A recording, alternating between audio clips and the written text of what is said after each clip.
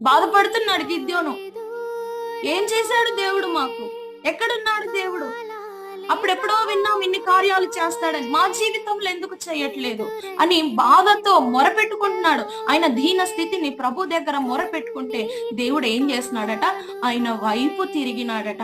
ఆయన వైపు తిరిగి చెబుతున్న మాటలు ప్రియ దేవుని బిడ్డలారా, ఈ రోజు కనుక నీవి పరిస్థితిలో ఇట్టి మాటల చేత దేవుడా నాకెందుకు ఈ పరిస్థితి, ఎందుకు నాకు ఈ స్థితి, నేను ఎందుకు ఇంకా ముందుకు వెళ్ళలేకపోతున్నాను, ఎందుకు నా జీవితంలో ఇన్ని బాధలు కష్టాలు, ఒక సక్సెస్ అనేది లేదు నా లైఫ్ లో అని గనక నువ్వు ఒకవేళ బాధపడుతూ దేవుని దగ్గర నువ్వు ప్రార్థన చేస్తున్నట్లయితే దేవుడు చెబుతున్నాడు, నేను నీకు తోడై ఉన్నాను, అంతేకాదు నీ వైపు నా చూపును త్రిప్పాను, నీ వైపు నేను తిరిగాను, నా హస్తము నీ వైపు నేను చాపానని దేవుని వాక్యము సెలవిస్తుంది. 14వ వచనం, అంతట యెహోవా అతని తట్టు తిరిగి బలము